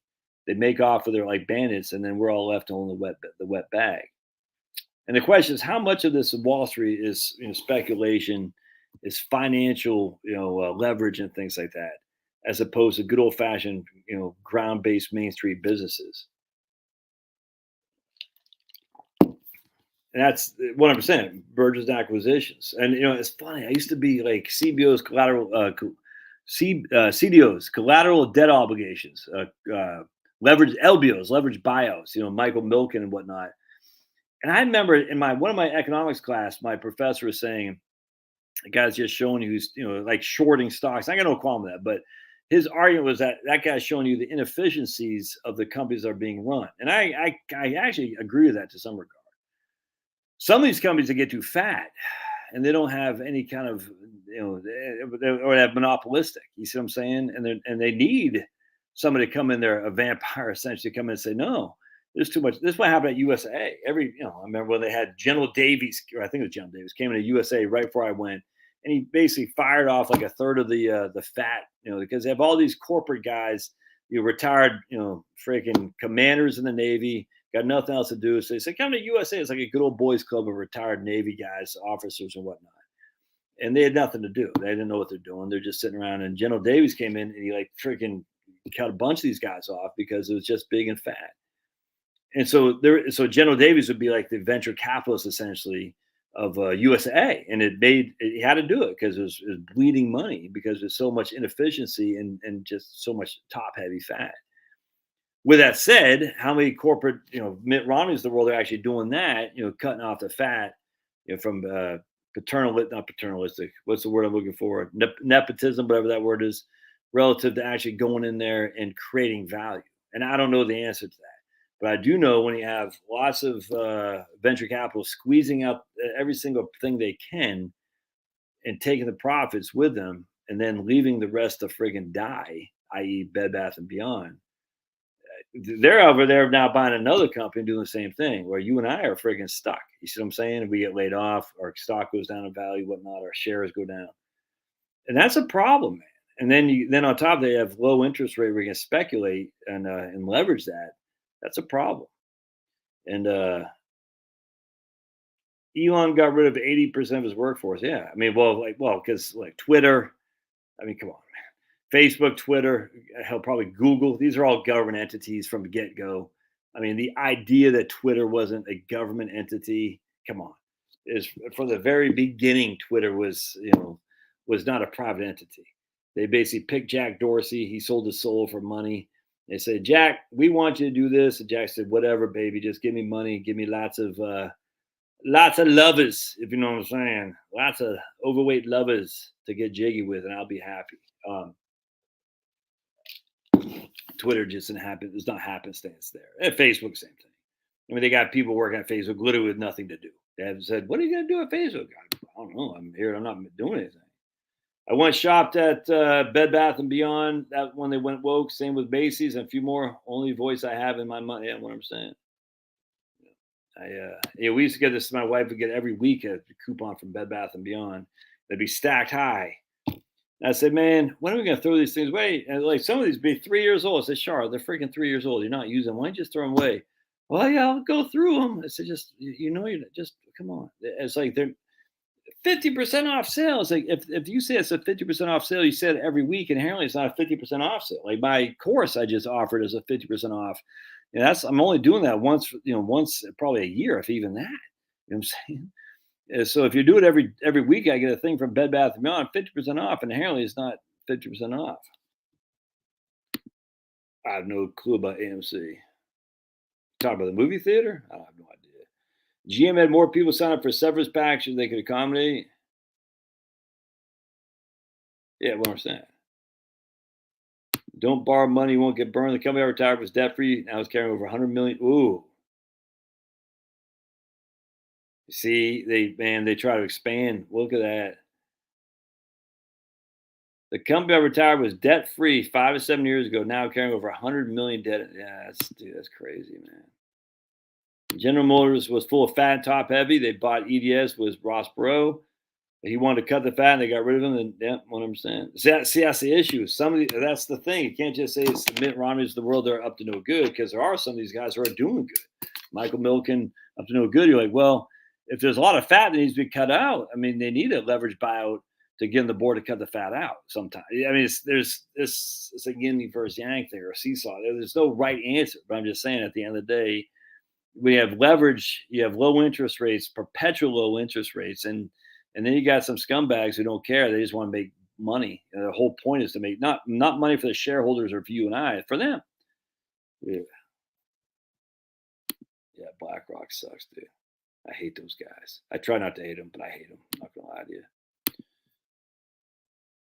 So that's the issue. I think about it. I'm like sitting there thinking, do I want my money? And I don't know. I don't have an answer for this. Like I bought 100 shares of Southern Company the other day. I have no clue what it's doing right now. I don't even know what the market did. But it's like sitting there thinking, what? When the bank just called a no. Tell me more, Denise. The bank called it after they tapped it. They borrowed against the home equity line of credit that they had for years, and the bank said, we want you to pay it off. Nah, dude, I don't get that.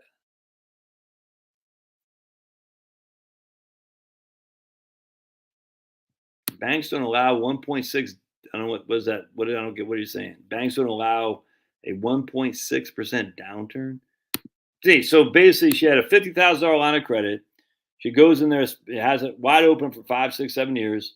Now she pulls $10,000 out, and the bank is saying, "We're going to close this line of credit, pay us back." Some I don't know, make any sense to me. I'm not saying that didn't happen. That's odd. I don't know why that'd be that. Anyway, so I bought some Southern Company. These are called even lot shares. 100 shares of even lot. Odd lots are not 100 shares. And so Southern Company is at 75. It's up a little bit today. But they emphasize woke crap too. Don't get me wrong. I just don't want to pay someone to manage my money who's going to emphasize woke stuff, if that makes sense. Yeah, that's why I don't want Wellington, because I don't want to hire Wellington if they're going to be, I don't want my asset manager to be promoting woke stuff. I don't want to freaking, say, hey, my money, my hard-earned money, my retirement money, go ahead and promote woke stuff, woke ideology. No, I don't want to pay that. You know what I'm saying? It's like, if I got to buy into a company that's woke, well, at least it's directly, at least I know a Southern Company still got to keep the electricity going. Hope, you know what I'm saying? But I don't want to pay a middle manager to to vote my shares and say, "Oh, we're woke. We want you to be woke." It's nuts. Financing is 100%. Finance never face one. I can 100%. They never face punishment. Never. The guy from Countrywide, Angelo Mozilla, whatever that guy's name was, that guy should have been sitting in jail for the rest of his life.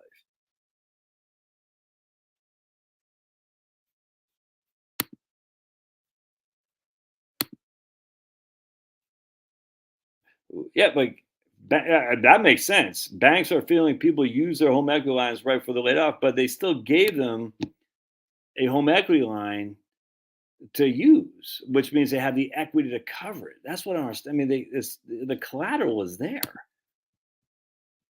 I like Southern Company. I want to go work for them. I want to go. They are the latest energy company. Yeah, 100%. That's why I bought them, Steve, on Rumble. Southern Company is the only to open a nuclear power plant, and I think they're still on track for that, or if they, I can't remember. But it's recently or to be coming, they're going to open a nuclear power plant here in Georgia. So that was what the end result for me is like they're going nuclear. They're okay by me. All right, Denise says they used 12% of the line, and 2 months later the note was called. The fine print allows it. I don't think a healthy bank would do that. Interesting.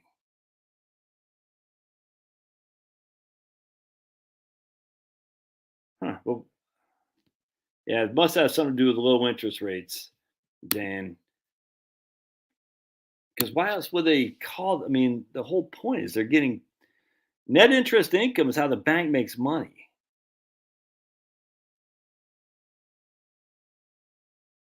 I mean, that's NII. That's literally the banks. You know, they borrow at a certain amount and they loan at a higher amount. The Fed funds rate is, let's say, 4.5. So they're borrowing from the Fed at 4.5, and they're loaning it out at maybe it's 3.5 on the home equity line, like you're saying, Dan. Maybe the lower HELOC rates, but a lot of these HELOCs, the lines of credit, they're variable. That's interesting. Issues in May. I frankly, Charles, why are these CEOs? Why are you saying? I don't get. Why is people saying Denise underwater? I don't understand. Why are you saying that? I don't get it. But Denise is far from underwater. I'm not sure what's going on there. I just look. I actually think the CEO. I think look. All right, you want a conspiracy? I don't think. I actually think at the end of the day, these people are put in place because they will feed the agenda. Like, there's no way that freaking 39-year-old chick from Bud Light, just out of the blue, was just she interviewed like you and I would do, and they say, you know something, girl, you're great. Let's make you VP of marketing. No, she was chosen from day one. She was Groton or whatever the hell freaking rich, fancy, good time rock and roll place was. Went to Harvard, went to Wharton. She was destined there. It wasn't. Look, dude, these are the elites. They run in their rarefied air amongst themselves. You and I are never going to break into that. That's why we got to ban the Ivy Leagues, dude. I mean, literally, just ban the Ivy Leagues. It'd be great to say no more Ivy Leagues. You know how much more equitable society would be if we got rid of the Ivy Leagues? The Ivy League's a bunch of clowns. And people will sell their souls to become part of the Ivy League because they want to be in the clown show. It's satanic. Anyway, I think a lot of these guys, these marketing people, these HR people, these CEOs, I mean, what you think? What's that guy's name? McMillan from Walmart. You think that guy's anything? Come on.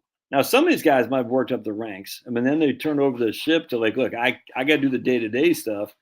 I can't follow, who the corporate marketing team is doing or the hiring. So I'm going to hire some HR guy from Harvard. But I mean, I think enough of them, they're just chosen. I mean, literally, they're tapped. They say, we're going to pick you. Look, are you familiar with all the communist espionage thing?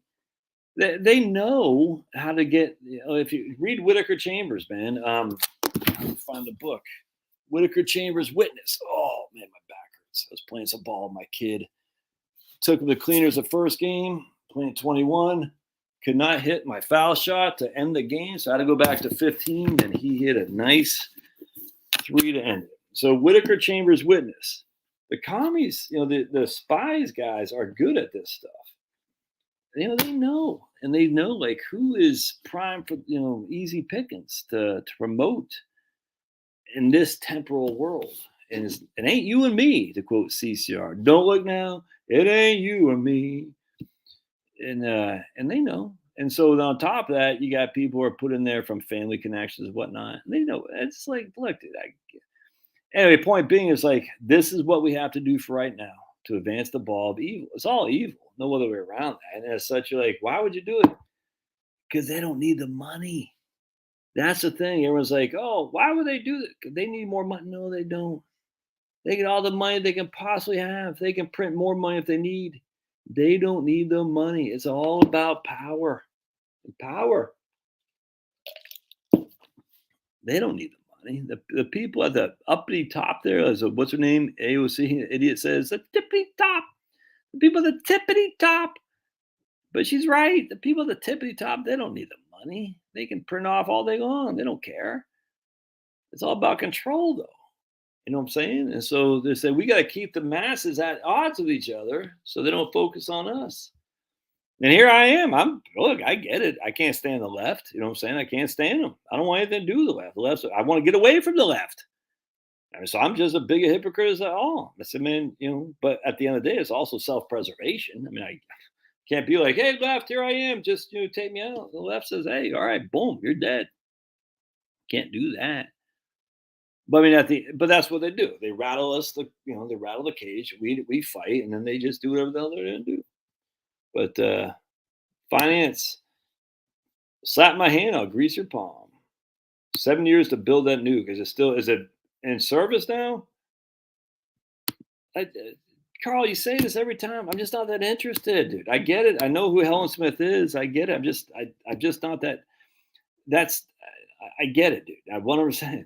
I mean, 100%. Just because I'm like challenging the idea that Swedish men aren't marrying Swedish women, I'm like, seems odd to me because Swedish women are freaking hot. You're like, dude, I'll marry a Swedish woman in 2 days, in 2 seconds flat. If she wants to marry me, I'm there. But I get it. I get it. But it's not that. Frank, it's just not. I got 2 sons. I know they have the world stacked against them. They're white, and they're not gay as far as I can tell. And they're gonna have the world stacked against them. Well, that's the world that we live in. And hopefully that they'll have enough intestinal fortitude to be able to fight, and accomplish what they want to accomplish. Easy way to do that is to go to trade school, or at least not take on any debt, which I've told them a million times. But I got books on top of books I got to read, and Helen Smith's book War on Men is not one I want to read anytime soon. That's for sure.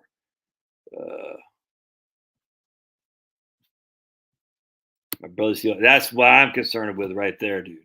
That's what mine's at 3.5 from Navy, not Navy Fed, Penn Fed. I'm where it's gonna go. That's my tax where I put my taxes last year. Ugh.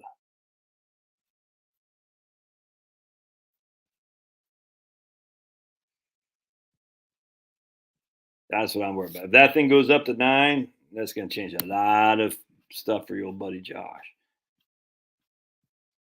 NBC Universal see how to step down. Yeah, he was. Yeah, exactly. Being a creep show. These are evil people. You don't get to the head of these big things by being a nice guy. That's for sure. He feels bad. Yeah, I don't know.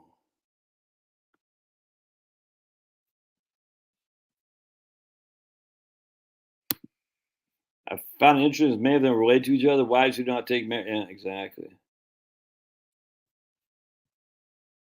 Clown show. I got them. They have a golden. Normally, HELOCs alone at current rate. Yeah, but they always have. HELOCs always have the ability to adjust interest. They're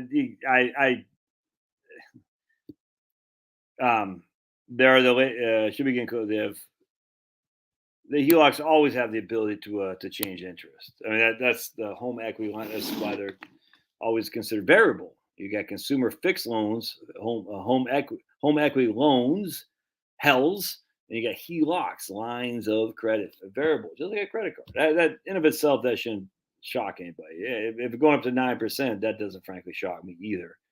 I don't know what the prime rate is. It used to be prime plus 2, or I don't even know what prime rate is. Prime rate would be 3.5, 4.75. Home equity line of credit would be prime plus 2. Then you should go to another bank, it'd be prime plus 1.5 or something like that.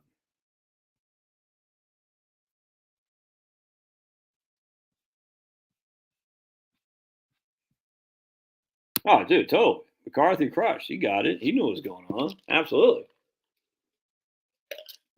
Nixon did too. Nixon was the big guy who's in this. And then he became clown show because Nixon wanted to be president. So, I mean, he sold his soul for rock and roll. He was Nixon kind of reminds me of Joe Scarborough, actually.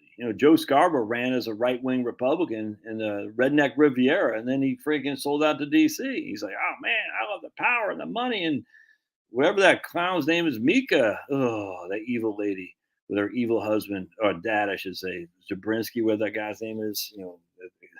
The Democratic version of the evil Henry Kissinger. Nixon did the same thing. Nixon was righteous when he was in Congress and became president. It's like, dude, wasn't he VP under Eisenhower too? I think he was.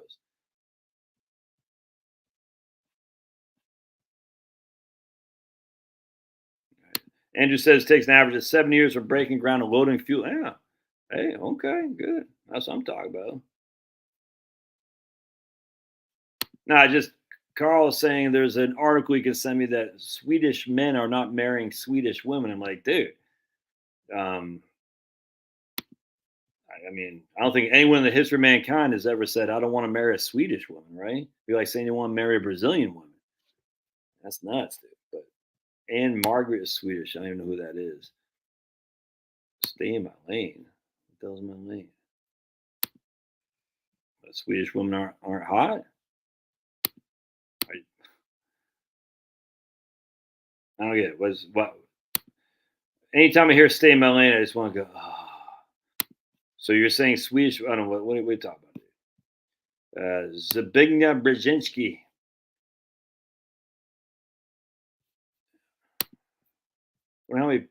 How much payoff Don Lemon will have?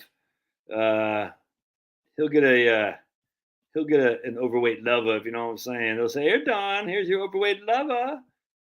Don's such a clown. Pull the curtain back on the United States. We'll see. Oh yeah, 100%, dude. Me too. Me too. 100%. I stopped drinking the Kool-Aid. Opened my eyes. It's not the will of the people. They love sheep. I completely agree. The U.S. ain't the good guys. That doesn't mean we're the bad guys. It just means the idea that I used to look one of them. That's why I got a freaking tattoo of a U.S. flag on my hand because the U.S. is always the good guys. Now I know it's not true. And it's okay. It's humbling. It's liberating. You say okay. And you think Joe Biden's the problem as if the Republican Party was a part. I mean, it's just come on, man. I mean, the only thing that's why I still support Trump because if Trump weren't the guy, if they would not be so hostile towards this guy. And maybe they're playing me for a fool. This like they got to put on a show like say Trump is the guy, so idiots like Josh will think Trump's the guy. I don't know. I don't think so. The amount that they're going after Trump is tells me that freaking Trump is the one guy they can't control. That's the only thing I could possibly think. Absolutely could be wrong there, but that's why I still got to support Trump because the hostile nature that they have towards this guy is like, well, he's got to be doing something right. He's back. Hey, my man Tom, he's back. He's back. All right. Good job, Tom.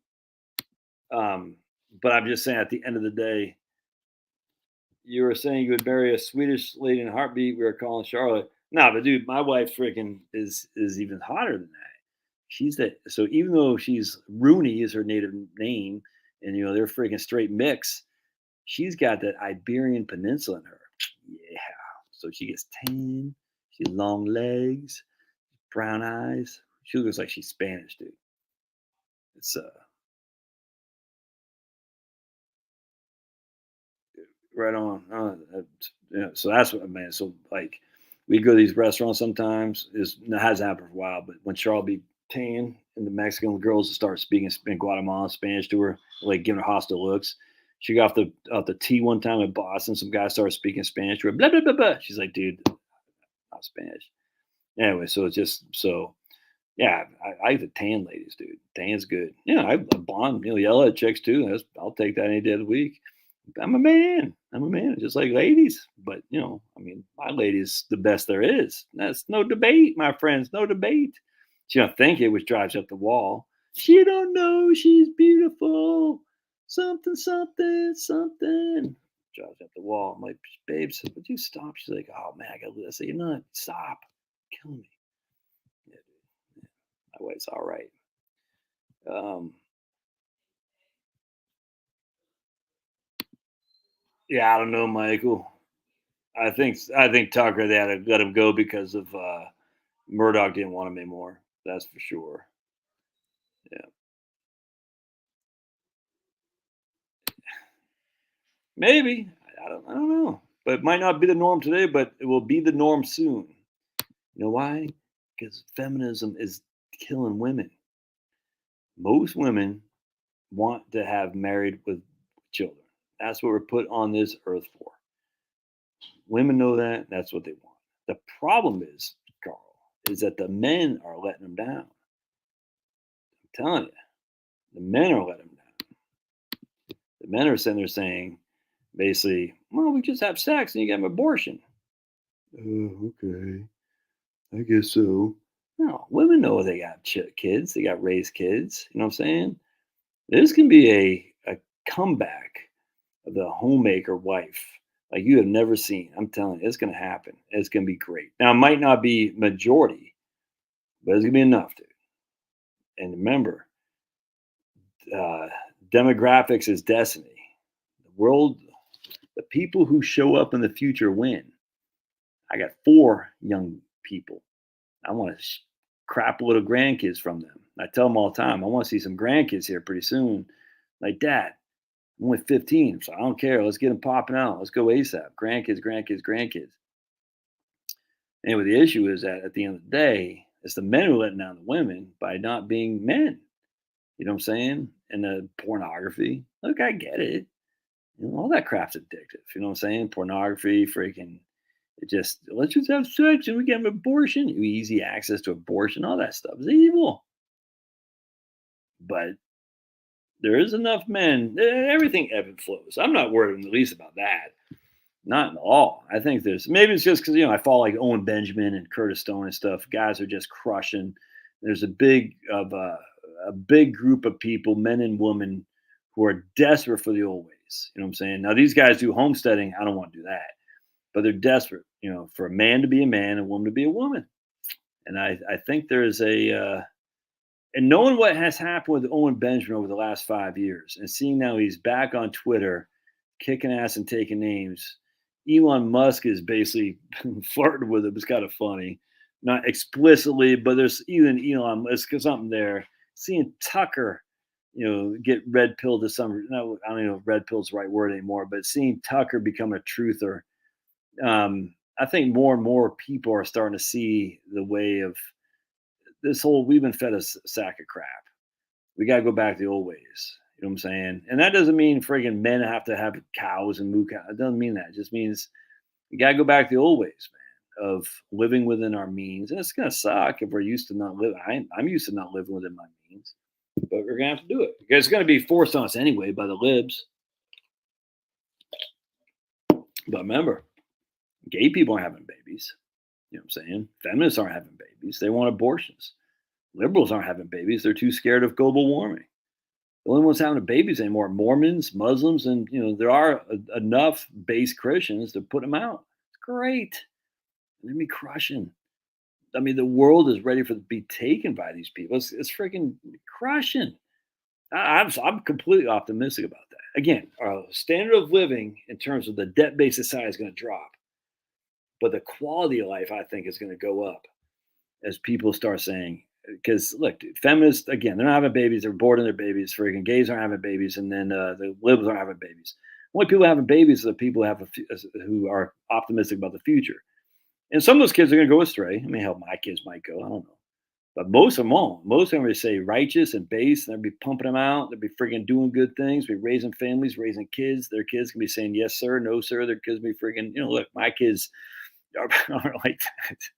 I'm not a very authoritarian dad, but I play ball with my kids every day. You know what I'm saying? It's just great.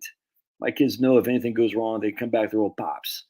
No, that's all I want, dude. That they always have me to protect them no matter what. Always, everywhere. A lot of young men today don't have that. White men and black men. And that's sad. But there's enough a growing concern of people saying, "Nah, what they're pushing is evil. I don't want anything to do with it. I'm going this way." I'm friggin' stoked, man. I don't. I wish you would be too, Carl. The yeah, no. All right. So here's 50% of marriages end in divorce. What's the problem with that? Brad's falling for this, dude. What's the problem with that?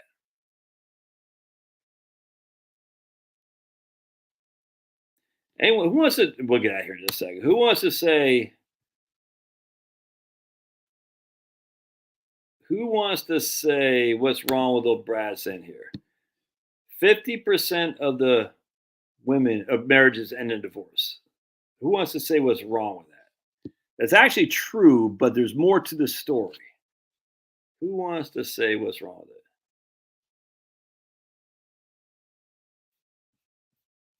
it? Who wants to take a guess at that? What's wrong with Brad's stats there? There's something wrong here.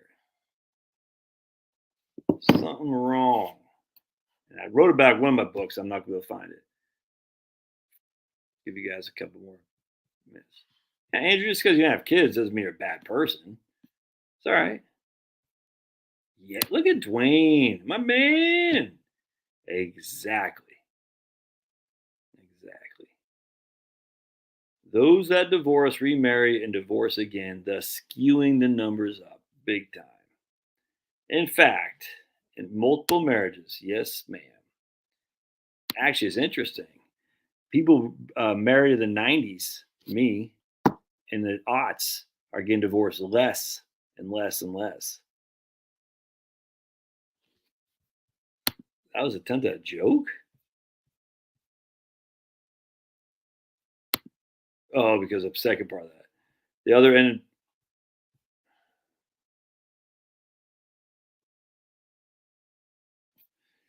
yikes. I think Brad, and then Brad, all right, so then Brad says that's his attempt at a joke. Yikes. Boot camp on comedy for Brad there, guy. Oh, my Lance. Wow. Repeat divorces. Right on. Exactly. I'm telling you, man, there's something happening. It's going to be hard to see. But I mean, look, you ever look at your good book? Do you not know Jeremiah? Jeremiah, Ezekiel, Daniel, it's, all the same story. But I mean, there's bad times, and then the remnants, if you will, come out and they start crushing. And so basically, those of the '90s are too old to chase the Swedes. Right on. Look at my man. 42 years ago today, got married in Denmark. She's still, that's awesome. Right on. Last couples to get married. Yeah. And more waiting to have kids. Yeah, exactly. Last couples get married. But the ones who are getting married are the ones showing up, dude. Men sent their own. Oh my goodness, that's funny. Men sent their own way. That is pretty funny, Javier. 100%. So we got less couples getting married, inherently means less divorces, but less married couples getting divorced as well. It's optimistic, it's positive. And a lot of families see this thing. You got to make it. All right, we'll end this here. We got to make a choice. I mean, people aren't going to sit there and say the road we're on is a legitimate, righteous road that I want to bring my parents into. What they're saying is like, I got to make a choice here. I can go down that way. I can go down this way. And I just think people are going to. The reason I'm so freaking money conscious because I saw my parents do. My parents freaking couldn't manage money for crap. You know what I'm saying we're always. I hated it. Hated it. Hated it. And according to information from the U.S. Census Bureau, adults between the ages of 55 and 64 are the most likely to divorce out of any age group. Yeah, 100%. Oops. Men not marrying, women most affected. Tell me who's the. I don't get it.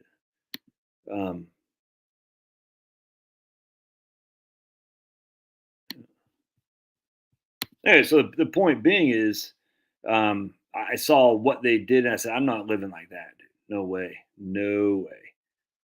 And as such, yeah, if you guys want a funny story, hopefully don't do it here tonight, Denise. I'm getting ready to shut this down because I'm getting tired, but you should tell the story. about how you and your better half met. That was a pretty nuts story. Crazy. Tell me that's not freaking divine intervention. Anyway, so what happens is you see people are going to say, look, I don't want to live that way. That way sucks. I want to live this way, little house on the prairie kind of way, homesteading or not, I don't care.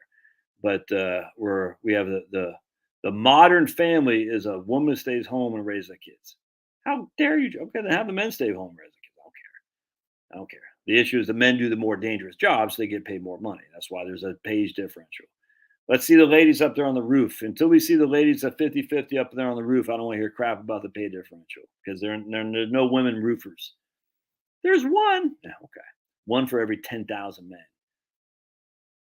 And that's what I do. At the end of the day, people say, that's not how I want to live. We rebel against that crap. I want to live like that. It's going to be good. It's all going to be good. It's all good. It doesn't matter anyway. At the end of the day, good book tells us. Good book. Just be careful. There are some issues in all good books. NIV, KJV, the Catholics. And we go back to the original Hebrew. Even then, you got to say, well, how'd that come to be? Like the Septuagint, whatever it's called. They freaking put, what do you say? The Ptolemy put 72 Jewish scholars who knew Hebrew into a room individually to translate the Hebrew Bible. It's interesting. Maybe it's a different topic for a different night, but I sit there, I say to myself, people actually, the Bible is written by men translating from other men. And I just, there's lots of good stories, lots of great stuff in here. But at the end of the day, God isn't in here. God is everywhere. And I just wish people would stop saying, God, like as if this is almost like making an idol out of a book. I don't like that. That creeps me out. It's like, what? So if I don't have a book, I don't have God. I don't believe that for 2 seconds flat. All right. I don't like Bill Burr. Bill Burr can kiss my ass, dude. Carl. Bill Burr's a clown. That's all there is to it. Bill Burr sucks. What a clown. The minute I heard him talk about the masks, I said, man, I don't even know what he said about the vax, but the masks. I said, Bill, you suck. You suck. Went to the moon. Look at my man. He spent me $5 to say we went to the moon. We went to the moon. All right, I'm going to get out of here, man. God bless. We'll see you guys. Appreciate it.